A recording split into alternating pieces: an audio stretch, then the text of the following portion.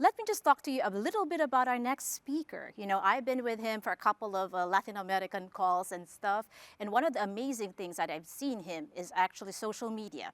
In one of our customer calls that we've had and visits, he was really racking it in here and putting all of this genuine insights and started sharing them socially and online, right? And it shows really how passionate this guy is, which makes him really an ideal speaker of translating some of this customer experience into a real-world risk framework and strategy. So let's welcome my friend, amigo, Juan Castro, to share some of our insights about how do we target a risk-based framework in today's threat. Despite rising investments, cyber attacks still succeed, exposing the limits of checklist security. Risk-based strategies aligned with business goals, guided by frameworks like NIST CSF 2.0 and DORA, help organizations respond smarter and faster. In cybersecurity, the future isn't reactive, it's proactive. Juan Castro is a senior cybersecurity strategist at Trend Micro with over 20 years of experience. He advises governments and industries, collaborates with global organizations like Interpol, and develops innovative cybersecurity frameworks to help organizations stay ahead of evolving threats and digital risk.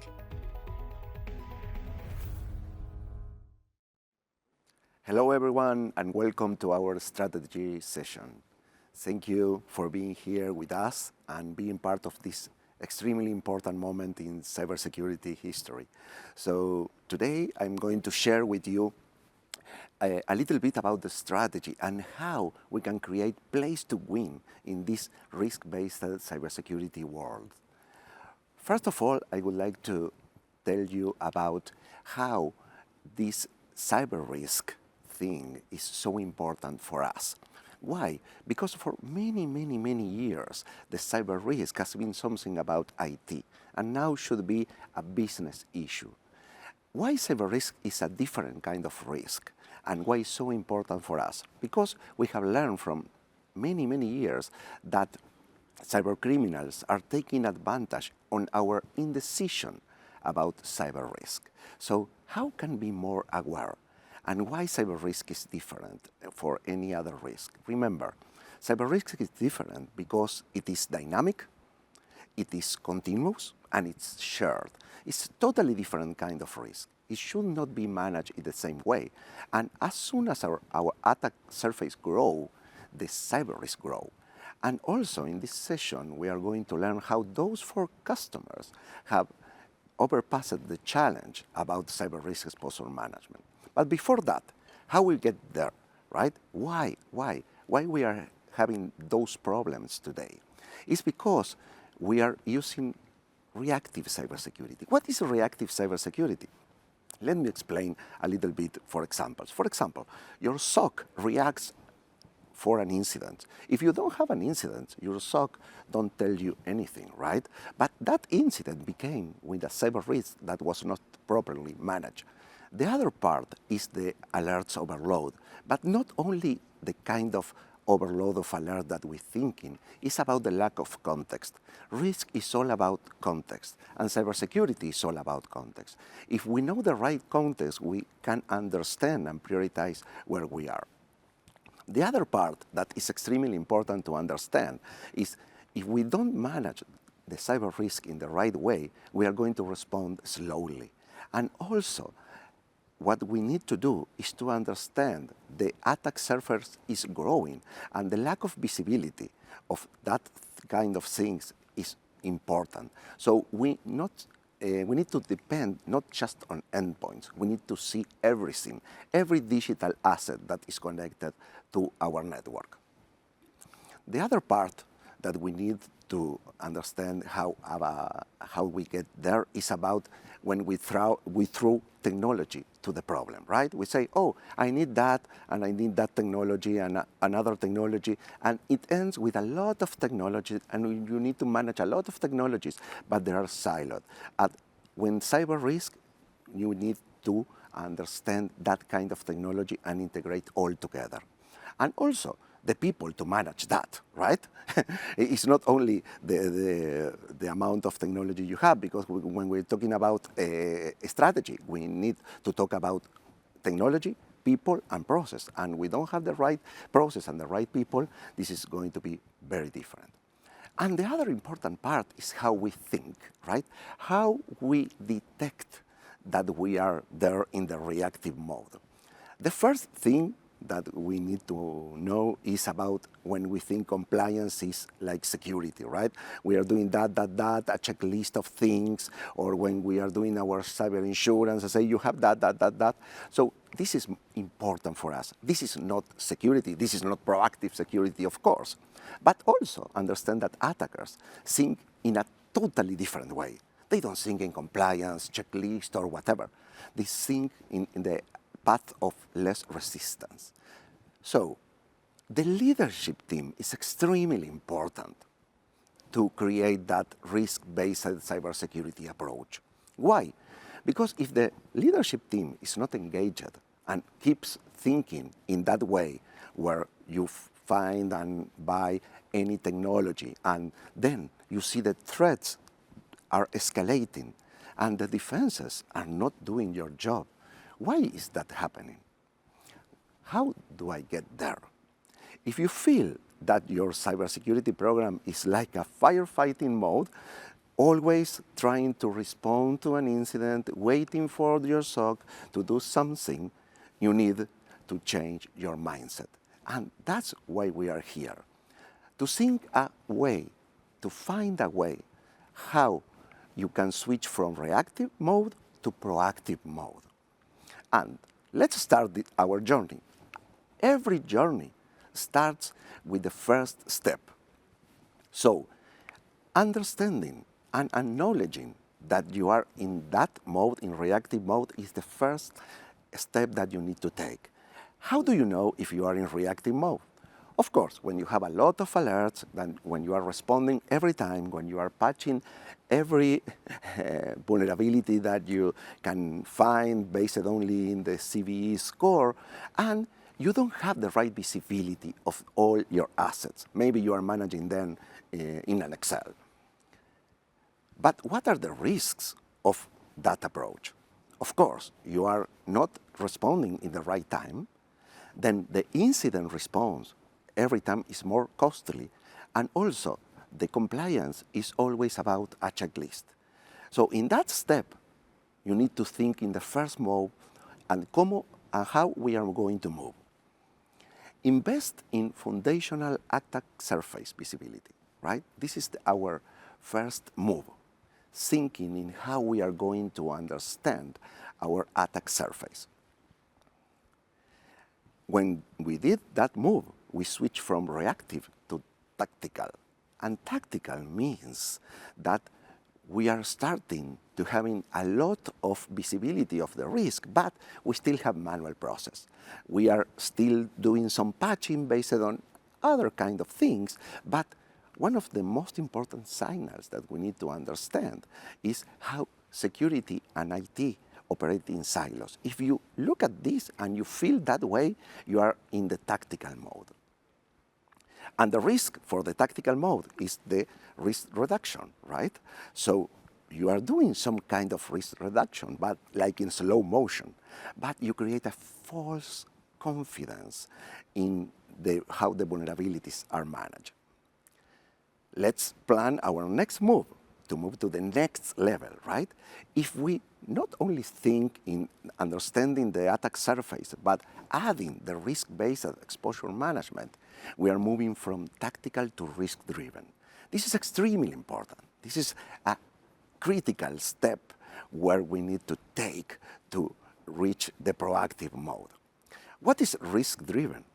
It's talking about risk for everything, right? Risk is the language business. So when we do the prioritization based on the risk that we have for each digital asset and context that in the business impact and translate that in business terms, and we automate that, we are reaching that level. This is so important for us and is extremely strategically. When you automate the cyber risk scoring and the compliance of your company, you are taking that next move. And that move is extremely important to implement a risk-based cybersecurity framework. How do we know that? Because maybe we are thinking, okay, that's so nice, but this is a data from our data analyst team. Our data scientists analyzed all our customers, more than 3,000 customers using cyber risk exposure management, and they detected that if you keep your risk scoring lower than the average of the industry of your company, you are going to reduce by 92% the probability of suffering a ransomware infection. And this is based on our own data, so it's real. Keeping the risk score low improves your cybersecurity strategy. But also, we need to stay compliant, something that cybercriminals don't need, of course. So they don't need to be compliant or keep with budgets or whatever, or show the ROI of an attack that the cybercriminals are doing. But we need to stay compliant. But not only that. One thing that all the CISOs always ask to me in those 24 years of cybersecurity industry, they say, okay, Juan Pablo, how can I show the business? They keep asking me how is that attack is going to impact the business. Now with risk scoring, we have a great start. But look at what we are delivering right now, right? We are having a way to put the context of your business in money inside Vision One, right? This is for you to create a better communication tool using AI, using machine learning models, using Monte Carlo simulation, using probability indicators, keeping you aligned with the business objective. And all of that is thanks to the artificial intelligence and the models that we are developing for you. So then, if we switch from risk-driven, we go to proactive mode. Finally, we reach that way. How does it feel, right? You feel that you are anticipating the threats. You are using AI and automation in the right way. You are doing things faster. And also, you are creating a common language with the business. It's not more cybersecurity is talking about some attacks or whatever that the business is not understanding.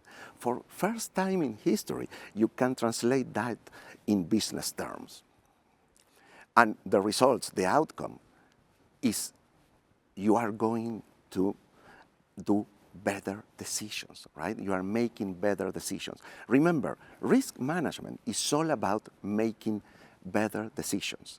It's trying to anticipate, trying to automate the things and engaging and align with the executive level. And those are things that we learn from the analyst.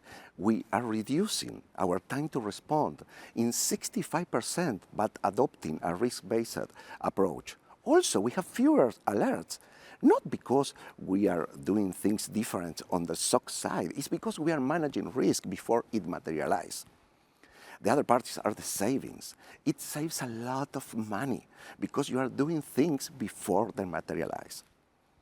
And your next move, going to the right place, is quantify the business impact of cybersecurity, bringing those strategies to real life with real money about the impact.